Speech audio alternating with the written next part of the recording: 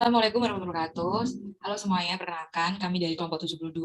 Di video kali ini kita akan mempresentasikan mengenai 4 modul pemrograman komputer yang kita lalui. Sebelumnya, perkenalkan saya Dian Rahma dengan NIM D600-210-127. Dan saya Muhammad Guntur Diva Masra dengan NIM D600-210-132 dari kelompok 72.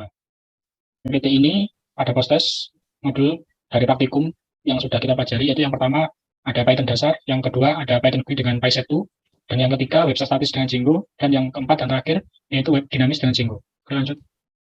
Ada modul 1 dasar, yaitu ada Python dasar. Untuk Python dasar sendiri adalah bahasa pemrograman interpolatif multiguna dengan filosofi perancangan yang berfokus pada tingkat keterbacaan kode. Python diklaim sebagai bahasa yang menggabungkan kapasitas dan kemampuan dengan sintaksis kode yang sangat jelas, serta dilengkapi dengan fungsionalitas skala standar yang komprehensif. Oke, lanjut, Dian. Dan berikutnya ada algoritma. Pengertian dari algoritma sendiri merupakan suatu alur yang dipergunakan dalam suatu perhitungan atau pemecahan suatu masalah secara sistematis, serta dalam kegiatan pemrograman, algoritma biasanya dianggap sebagai sebuah logika untuk menentukan program yang akan dibuat. Selanjutnya ada flowchart. Flowchart sendiri merupakan penggambaran secara grafik dari langkah-langkah dan urutan-urutan prosedur dari suatu program. Flowchart membantu untuk memecahkan masalah ke dalam bagian yang lebih kecil dan membantu dalam mengisi alternatif-alternatif lain dalam pengoperasian. Flowchart biasanya mempermudah penyelesaian suatu masalah, terkhusus masalah yang perlu dipelajari dan diperbaiki lebih lanjut. Flowchart menggunakan simbol yang berbentuk gambar. Dengan kata lain, flowchart adalah diagram yang menyatakan anatosi bidang-bidang geometri seperti lingkaran, oval, wajik, dan sebagainya. Untuk selanjutnya, skrip pengandian. Contoh yang pertama yaitu pernyataan if. Pengambilan keputusan dalam kondisi if digunakan pada saat kita menjalankan program yang berfungsi untuk mengeksekusi sebuah kode jika kondisi bernilai true atau benar. Sedangkan pernyataan yang kedua yaitu if atau else. Pengambilan keputusan dalam kondisi if sampai dengan else digunakan di mana jika pernyataan benar, maka perintah dalam if akan dieksekusi. Tetapi jika pernyataan salah atau false, maka program akan mengeksekusi perintah di dalam else. Untuk pernyataan yang ketiga if, elif, pengambilan sebuah keputusan dalam kondisi if, elif merupakan percabangan dari logika if. Dengan menggunakan perintah elif, kita dapat membuat sebuah kode program yang akan menyeleksi beberapa kemungkinan. Hampir sama dengan kondisi if, perbedaannya terletak pada kondisi elif dan bisa digunakan lebih dari satu perintah dan tidak hanya satu perintah. Dan berikut merupakan contoh skrip penggadaian dari PT Standard Pen Industri.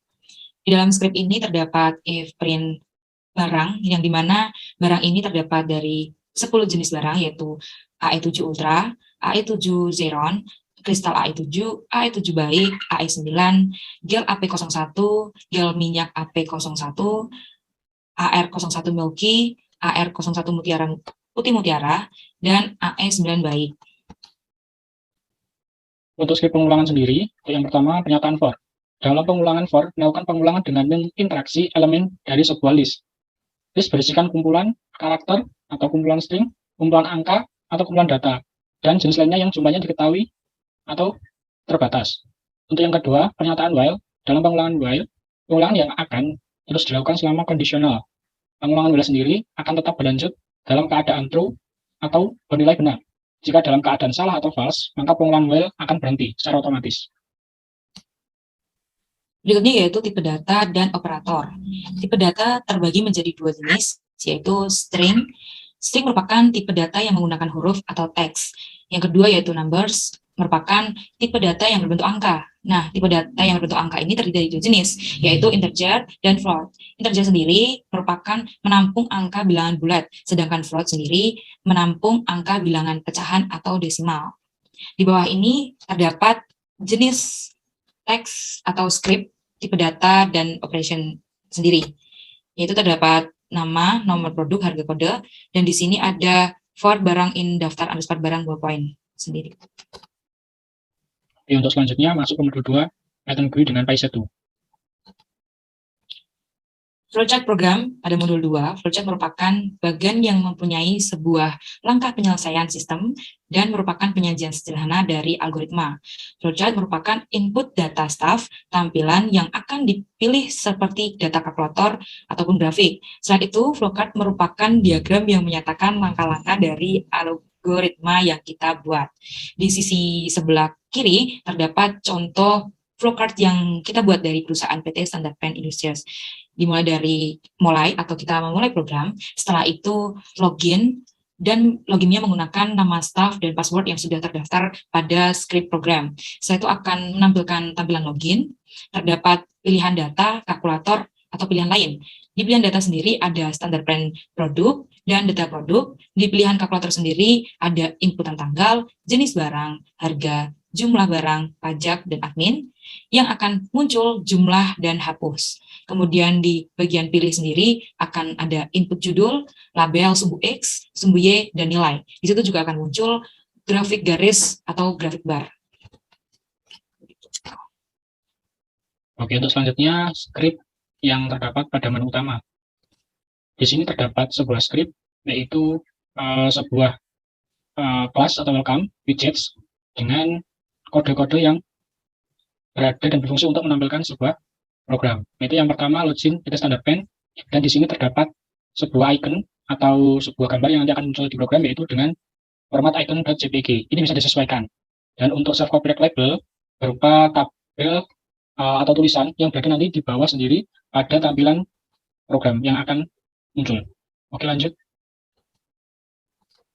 Di script menu utama sendiri, pada program login merupakan program pertama atau tampilan awal yang mana memunculkan sebuah tampilan program yang dapat diisikan nama staff dan password program tersebut. Tujuan dari program login ini dibuatnya di awal dengan mencantumkan nama staff dan password agar mempunyai privasi atau bersifat pribadi untuk perusahaan, sehingga setiap orang yang hanya berkepentingan pada perusahaan saja yang bisa mengetahui isi data yang terdapat di dalamnya. Dan sebelah kanan ini terdapat contoh hasil running dari script menu utama dari PT Standard Pen Industries. Oke, untuk selanjutnya itu script tabel. Script tabel pada bagian dev init ada data produk PT Standard Pen Indonesia, dan juga terdapat icon yang memunculkan gambar, yaitu icon.png. Setelah itu untuk widget kedua atau jendela kedua juga akan memunculkan standar pen produk dan spesifikasi produk yang nanti berada pada halaman berikutnya, yaitu produk dari standar pen dan spesifikasi produk dari standar pen. Oke, lanjut ya. Untuk yang selanjutnya terdapat script atau kode yang nanti akan muncul pada tabel hasil running kita. Untuk yang pertama ada ID produk, kita ambil contoh B1 sampai B10. Kemudian ada kode barang, yaitu 11 sampai 110. Nama barang AI7 Ultra sampai dengan AR01 Mutiara Putih. Untuk yang selanjutnya, yang kita lihat di bawah ini adalah tabel kedua, yaitu spesifikasi produk. Kita mencantumkan ID produk, kode barang, jenis plastik bolpen yang kita pakai, kemudian dari setiap ID produk atau setiap produk memiliki jenis tinta yang berbeda-beda. Kita ambil contoh B1 memiliki warna tinta hitam, sedangkan B10 memiliki jenis tinta yaitu biru. Dan yang di bawah ini adalah spesifikasi panjang bolpen. Ada 15 kali 0,8. Lanjut. Ini adalah hasil running dari tabel atau script yang kita buat tadi. Pada kiri muncul data standar pen, yaitu ada kode produk, kode barang, nama produk, jenis tinta, dan harga. Sedangkan pada tabel yang kedua atau yang sebelah kanan terdapat ID produk, kode barang, jenis plastik yang digunakan dari berbagai barang, kemudian ada warna tinta sesuai dengan kode barangnya, dan kemudian ada spesifikasi panjang pulpen. Untuk tombol back dan next juga tercantum pada tabel yang kita sediakan. Lanjut. Di script perhitungan sendiri terdapat kelas perhitungan, di mana ada save without title, yaitu Credit Simulation PT Standard Pen Industries. Di sini untuk menampilkan judul pada bagian atas perhitungan atau kalkulator, setelah itu memunculkan gambar. Di sini bisa sesuai dengan keinginan masing-masing. Setelah itu masih ada copyright, yang dimana untuk menyantumkan nama kelompok kita. Dan di sisi dev program sendiri terdapat harga-harga dari bolpen atau barang yang disediakan oleh sebuah perusahaan. Terdapat contohnya if STR harga bolpen AI7 Ultra berikut, dan menampilkan harga dari bolpen tersebut. Setelah itu untuk dev konten, di situ akan memunculkan waktu pembelian, jenis produk, barang, dan jumlah barang. Di situ akan tertera juga pajak barang dari perusahaan, setelah itu biaya admin atau biaya yang pajak yang perusahaan miliki, setelah itu harga asli dan harga total, dan setelah itu akan muncul tombol lanjut, dan di situ akan memunculkan semua harga yang sudah tertera dan jumlah barang yang sudah dipilih oleh sebuah customer. Dan berikut merupakan hasil running perhitungan kalkulator, di mana ada waktu pembelian yang bisa diedit oleh sebuah kasir, mulai dari tanggal, bulan, dan tahun, jenis produk yang sudah tersedia dari perusahaan, harga beli dari barang itu akan muncul secara otomatis. Setelah itu jumlah barang di sini bisa dinaikkan, bisa diturunkan sesuai jumlah keinginan dari customer sendiri. Setelah itu pajak ini sudah paten dari perusahaan, pajak dan biaya admin. Harga asli ini akan muncul sesuai dengan barang yang sudah dibeli. Semisal dibeli 4 akan sudah dikalikan dengan harga belinya. Harga asli sudah tertera di sini dan harga total pun juga sama, begitu. Oke, untuk selanjutnya kita masuk ke script grafik. Script grafik untuk yang tampilan awalnya hampir sama dengan halaman-halaman sebelumnya. Untuk itu kita tambahkan div label, div line, div layout, dan div proses garis.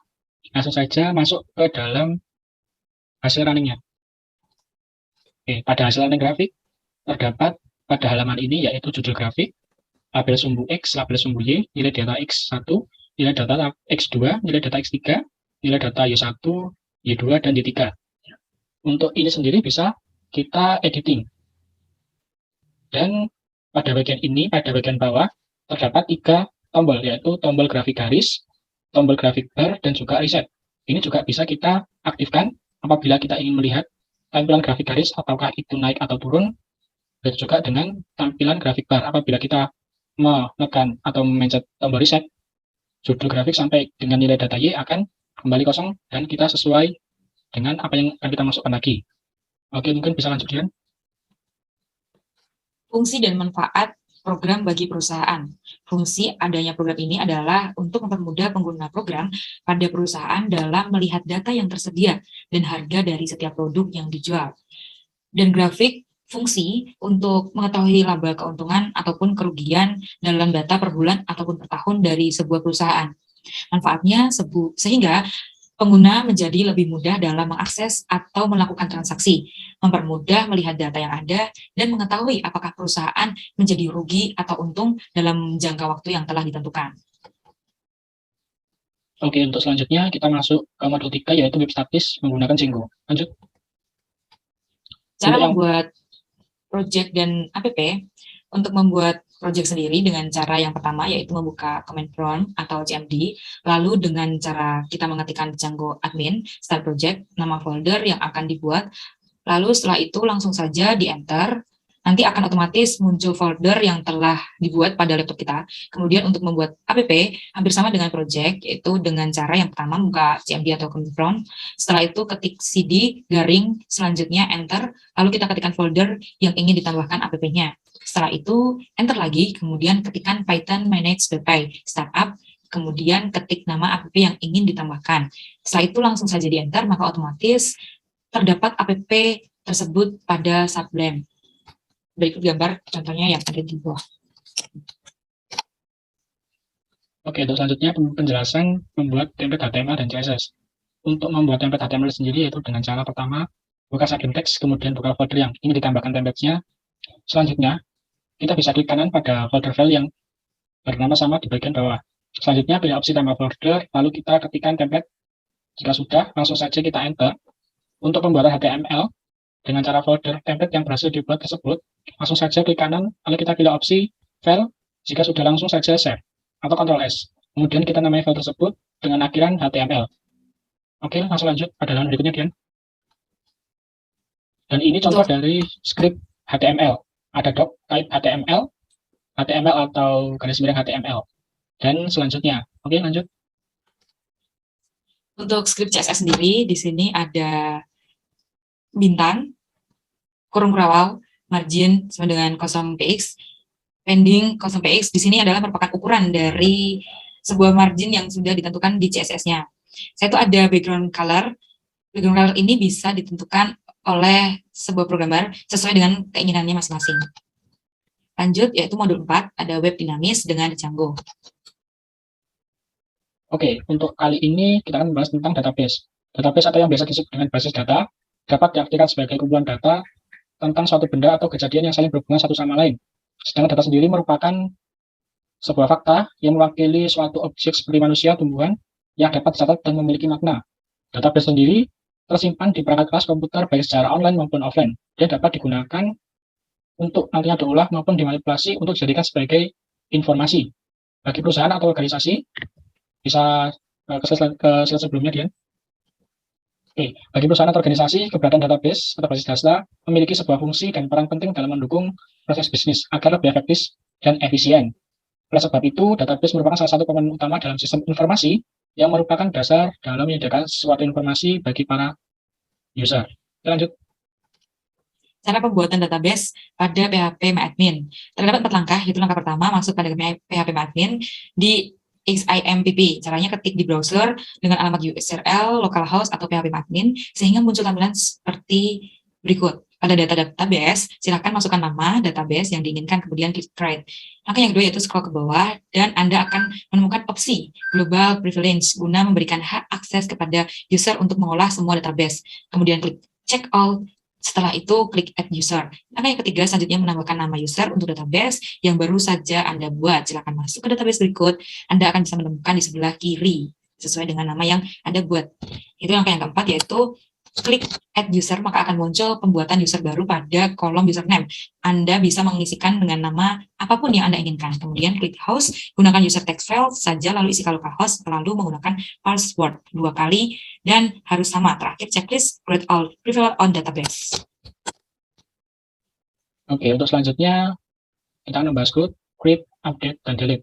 Create di mana Anda dapat memilih untuk membuat record baru pada sistem basis data. Jika Anda sering menggunakan SQL, maka sering disebut dengan istilah insert. Sederhananya, Anda dapat membuat tabel atau data baru sesuai atribut dengan membuat atau memanggil fungsi create. Yang kedua, read, berarti memungkinkan Anda untuk mencari atau mengambil data tertentu yang berada dalam tabel dengan membaca nilainya. Oke, lanjut ya. Untuk update, di mana berfungsi untuk memodifikasi data atau record yang telah tersimpan di dalam database, namun perlu untuk mengubah beberapa informasi terlebih dahulu agar dapat mengubah record sesuai kebutuhan Anda. Yang selanjutnya yaitu delete, di mana jika tidak membutuhkan sebuah record lagi, maka data tersebut perlu untuk dihapus, sehingga Anda perlu untuk menggunakan fungsi delete untuk memproses aktivitas tersebut. Oke, lanjut. Dan tadi merupakan beberapa singkatan atau rangkuman dari 4 modul yang sudah kita lalui. Demikian, terima kasih. Apabila ada kata-kata atau materi yang kurang berkenan, mohon dimaafkan. Dari kelompok 72. Akhir kata, wassalamualaikum warahmatullahi wabarakatuh.